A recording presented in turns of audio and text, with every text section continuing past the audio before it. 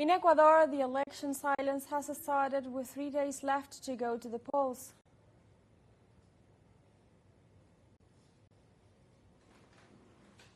China responded to Panama's forced decision to abandon the new Belt and Road infrastructure project, rejecting Washington's coercion methods against the Panamanian people. And Israel continues its escalation of violence against Tulkarm in the West Bank, which has been going on for 12 days straight. Hello and welcome to From the South. I'm Alejandra Garcia from teleSUR Studios in Caracas, Venezuela. We begin with the news.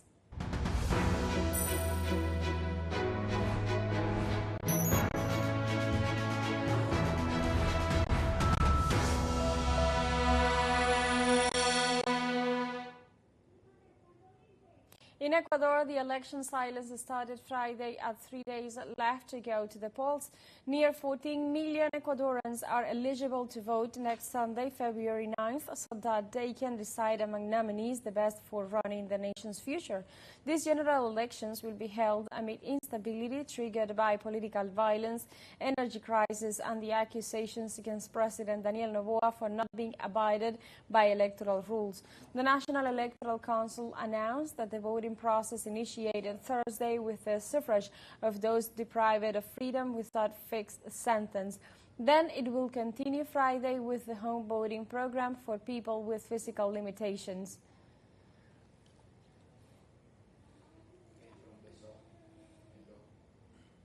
Legislators of the ruling party in the Argentinian Chamber of Deputies passed the suspension of the open, simultaneous and mandatory primaries known as PASO elections.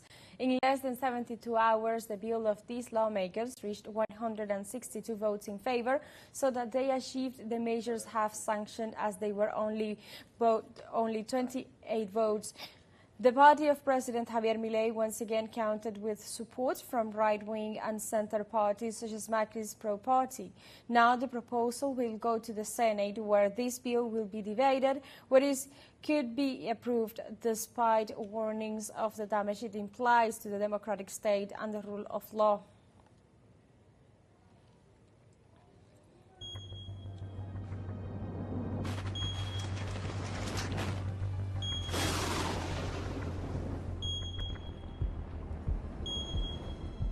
In Argentina, a river in Buenos Aires has turned a deep red, causing concern among residents who say it is due to pollution. The waters of the Sarandi River were stained in a deep red color on Thursday. The Ministry of Environment of the province issued a statement in which it detailed that water samples were taken to determine what substance caused the coloration, which by the end of afternoon had been diluted and lost intensity. The official pot further added that it's estimated that it could be some kind of organic dye. The neighborhoods of the municipality of Avellaneda, 10 kilometers from the center of the capital of the country, were concerned because the stream crossed an area of textile and leather treatment factories, and that some locals also say that it is not the first time that the stream has been dyed. Nos despertó el olor. Bueno, the smell woke us up.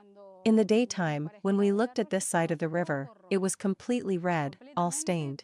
It looked like a river covered in blood. It's horrible. Un arroyo de sangre, pero es terrible. Porque lo hemos visto al arroyo de otros colores. We have seen the river in other colors. We've seen it bluish, greenish, pink, purplish, with grease on top that looks like oil, brownish like cement. It looked like you could walk across it. Amarronado. Parece cemento, parecía que lo podías cruzar. In Chile, government authorities have announced a heat wave with temperatures of 37 to 40 degrees, adopting measures to protect the population. According to the National Service for Disaster Prevention and Response, the areas most affected by the event are the coastal mountain range, the valley, and the foothills of the Andes, where thermometers are expected to rise to 37 degrees Celsius and up to 40 in the southern communes of Villa de Agua, Curico, and Talca.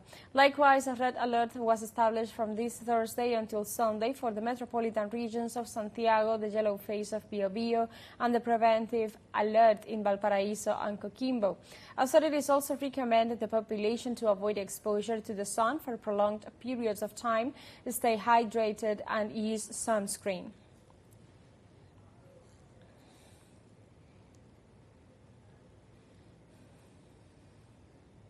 In Haiti on Thursday, a new contingent of Kenyan officers arrived in Port-au-Prince to support the multinational security support mission. Kenya's Interior Ministry said it had deployed 144 additional police officers to Haiti, bringing the total number in the country to more than 700. It must be noted that the Kenyan-led multinational security support mission, MSS, under United Nations auspices, has been in Haiti since 2023. However, the mission has been plagued by problems, with the United Nations chief saying at the beginning of the year that more aid was needed for it to be effective.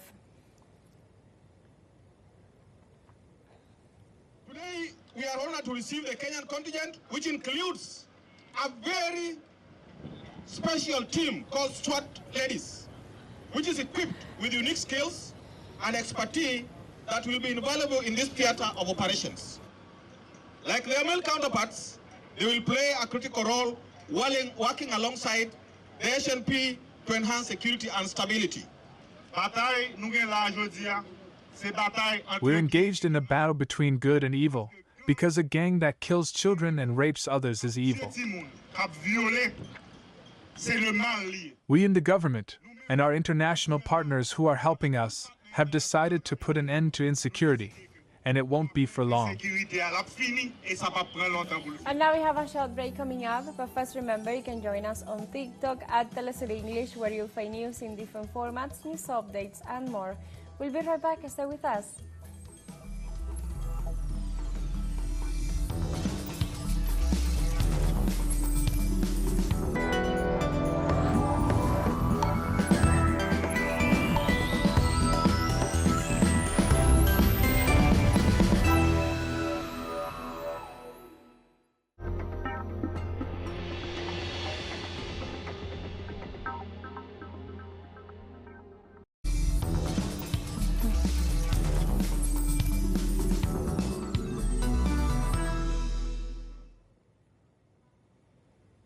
Welcome back to From the South. U.S. President Donald Trump met Thursday at the White House with GOP leaders to present his priorities on tariffs. One of the policies will directly impact Social Security beneficiaries. The encounter was held behind closed doors, in which the U.S. right wing learned of the president's tax priorities. Reports estimated that the tax cut will affect the Internal Revenue Service, with the intention of modifying the administration of Social Security so retirees will be hit directly. Although the initiative may be positive for thousands of beneficiaries, it could generate an economic imbalance.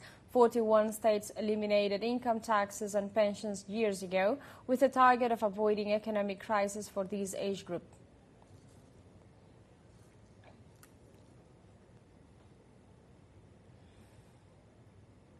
China's responded to Panama's forced decision to abandon the new Silk Road infrastructure project and reapproaches the U.S. coercion and pressure against the future of the Panamanian people.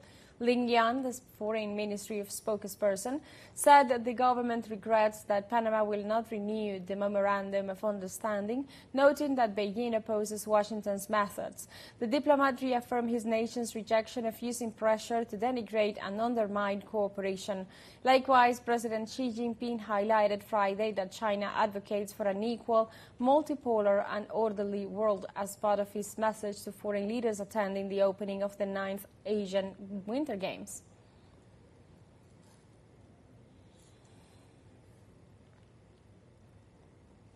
The Minister of Foreign Affairs of Honduras, Enrique Reina, presented on Thursday before the United Nations agencies the program of attention designed by the executive branch to assess migrants expelled by the Republican government of the United States. The Migration Governance Council, which is made up of several institutions, has presented one of its most important plans to United Nations agencies. The comprehensive program Hermano Hermana Vuelve a Casa, or Brothers System Come Home focus on strengthening the legal coverage of their nationals in the United States, protecting and assisting the most vulnerable migrants, and promoting their social and economic integration, was discussed with the multi-state agencies to define their participation in each of them.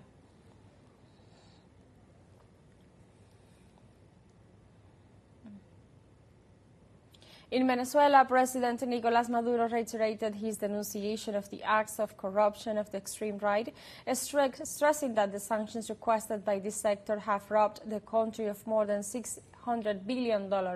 During the closing of the Fifth Congress of the United Socialist Party of Venezuela, the Venezuelan president denounced that in the last few years, the country has been in the presence of an extreme right wing that used politics to enrich itself. In this sense, the Venezuelan head of state condemned the terrorist actions that this group has promoted in the country, promoting violence and economic destabilization. President Nicolás Maduro also stated that with these actions, they forced the Venezuelan families to migrate to other countries, profiting with their groups of coyotes who were in charge of mobilizing migrant citizens. Porque si estamos diciendo, because if we are saying that they pocketed $31,000 million directly, that they put their hand in the pocket of the gringos with their actions of sanctions and blockades, they made the country lose more than $630,000 million. Más de 630 mil millones de dólares en lo que llaman los abogados el lucro cesante. Más de 600 mil millones. They forced thousands of families to leave the country and set up mafia companies of coyotes to take them first to Colombia, Ecuador, Peru, Chile, and down there. And then, in the year 2021-2022, the same companies of coyotes, directed by these same people, will take them to the United States. Empresas de coyotes dirigidas por estos mismos apellidos, llevárselos a Estados Unidos. The Kennedy administration imposed the unfair blockade against Cuba on February 7, 1962, 63 years ago. The then U.S. president enacted the current blockade in an attempt to overthrow the Cuban Revolution. Later, succeeding U.S. governments have pursued other coercive policies as the Helms-Burton Act and the inclusion of the country in the states sponsoring terrorism list.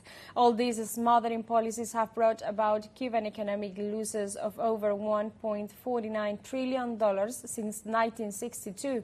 In this regard, since November 24, 1992, the United Nations General Assembly has voted overwhelmingly in favor of abrogating the blockade against Cuba.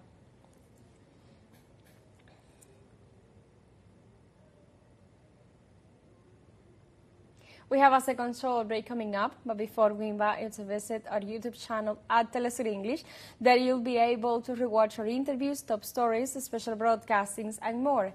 Hit the subscribe button and activate the notification bell to stay up to date on the world's most recent events. Final show break. We'll be right back.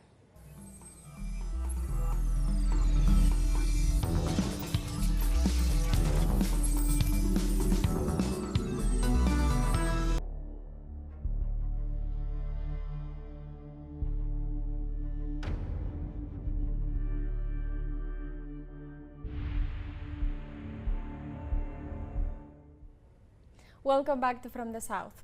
12 days passed by since the Israeli occupation began their offensive against Tulkarem, one of the main West Bank cities in the Palestinian territory. Israeli troops have hit to death civilians as part of their target to take over residential buildings.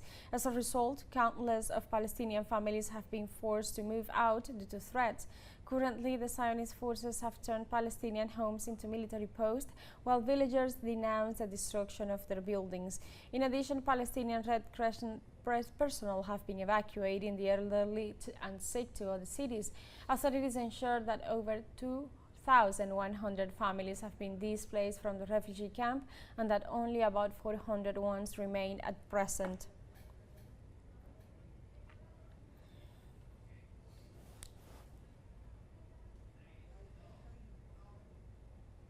The United Nations International Children's Emergency Fund, the UNICEF, denounced that over 1 million Gazan children are facing psychological trauma after more than 15 months of genocide at the hands of Israel. The Zionist aggression has killed more than 61,000 Palestinians since October 2023, according to the Palestinian Ministry of Health. The death toll has left over 38,000 orphaned children who now deal with the sequels of the genocidal operation. In this context, UNICEF alerted on the magnitude of the humanitarian situation in the Strip and the challenges Palestinians currently face, including the lack of clean water, food and basic services and commodities. In this regard, UNICEF stressed that the entry of humanitarian aid is insufficient to meet the demands of their needs.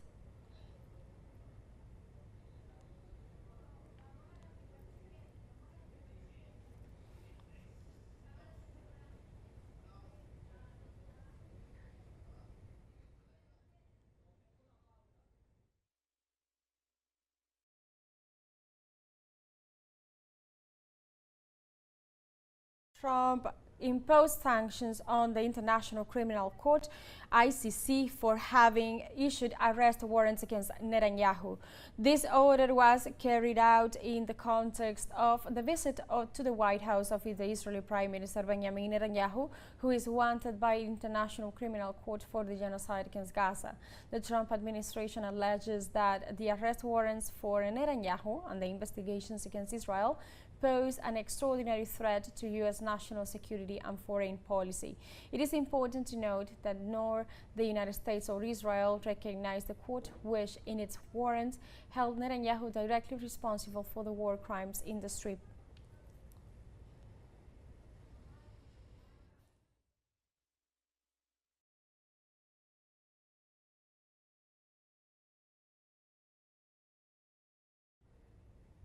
The United Nations warned of the risk of a humanitarian catastrophe between the states of Kordofan and Blue Nile on the border of Sudan and South Sudan.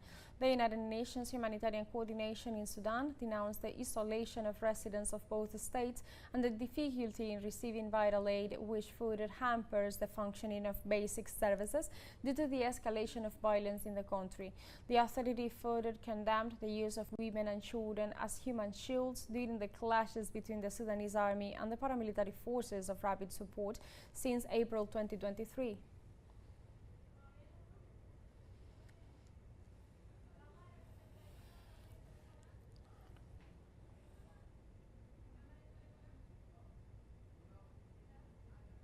Two years have passed since the deadly earthquake that claimed more than 53,000 lives in southeast Turkey, particularly in the city of Antakya, where 90% of the building were lost and more than 20,000 people died. Today, local artists in Antakya used art to overcome this tragic event while exhibiting their works. On the early morning of February 6, 2023, two back-to-back earthquakes struck 11 provinces in the country, killing 53,725 people, injuring 107,213, and forcing hundreds of thousands to relocate. Antakya, the capital of Hatay province, was completely destroyed. On Thursday, commemorating 2 years of the tragic date, ceremonies were held in several cities of the country to commemorate the victims of the earthquake. Among these commemorations was an exhibition in the city of Antakya of works of art by artists from the region itself. I suffered from my loss. Art healed and motivated me. I was not in a good psychological state. After losing my brother, I was introverted quite a bit.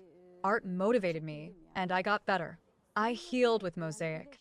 I dedicated myself to art to heal.